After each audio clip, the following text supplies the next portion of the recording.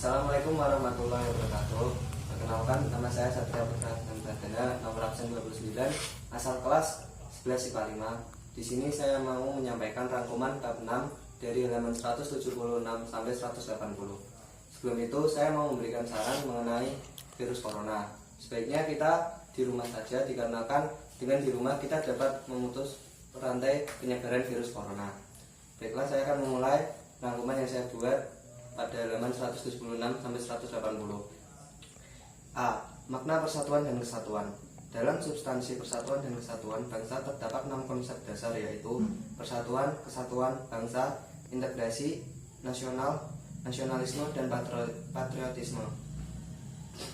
Persatuan secara sederhana berarti gabungan dari beberapa bagian menjadi satu bagian yang utuh. Atau dalam artian lainnya, persatuan berarti disatukannya berbagai macam corak menjadi suatu bagian utuh.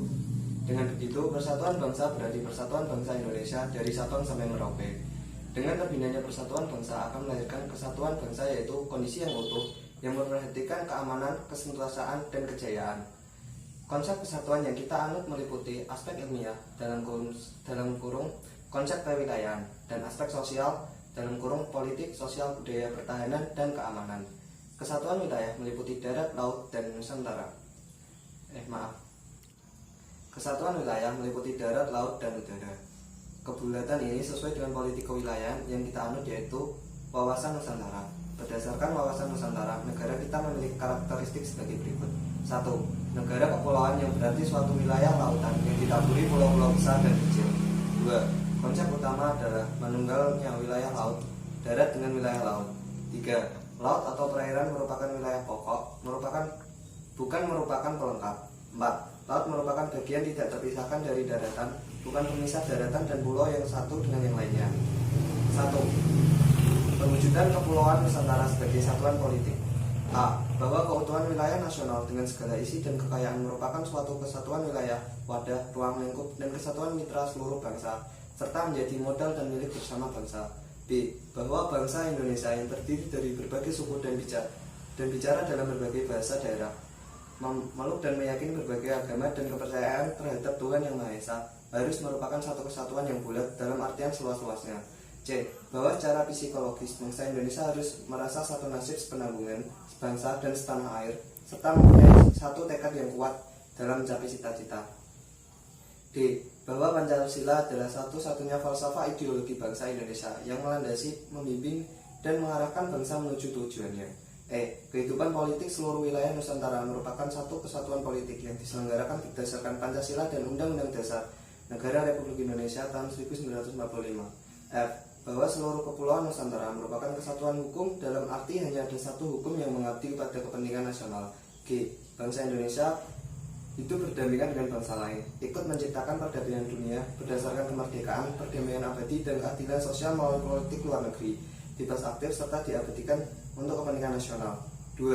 Perwujudan kepulauan Nusantara sebagai satuan kesatuan ekonomi. A. Bahwa kekayaan wilayah Nusantara baik potensial maupun efektif adalah modal dan memiliki kerjasama bangsa. Keperluan hidup harus tersedia merata di seluruh wilayah tanah air. B. Tingkat perkembangan ekonomi harus serasi dan seimbang di seluruh daerah, tanpa meninggalkan ciri khas yang dimiliki oleh daerah-daerah di dalam mengembangkan ekonominya. C. Kehidupan ekonomi di seluruh wilayah Nusantara merupakan kesatuan ekonomi yang diselenggarakan sebagai usaha bersama berdasarkan atas asas keluargaan dan ditunjukkan untuk kemakmuran rakyat. 3. Perwujudan kepulauan Nusantara sebagai salah satu kesatuan sosial dan budaya. A. Bahwa masyarakat Indonesia adalah satu. Peri kehidupan bangsa harus merupakan kehidupan yang serasi, dengan tingkat kemajuan masyarakat yang sama, merata, dan seimbang, serta adanya keselarasan kehidupan yang sesuai dengan kemajuan bangsa. B. Bahwa budaya Indonesia pada hakikatnya adalah satu corak ragam budaya yang ada menggambarkan kekayaan budaya menjadi modal dan landasan pengembangan budaya bangsa seluruhnya, yang hasilnya dapat dinikmati oleh seluruh bangsa. 4. Perwujudan kepulauan Nusantara sebagai satu kesatuan pertahanan dan keamanan. A. Bahwa ancaman pada suatu daerah pada hakikatnya merupakan ancaman bagi seluruh bangsa dan negara. B. Bahwa tiap-tiap warga negara memiliki hak dan kewajiban yang sama dalam pembelaan negara.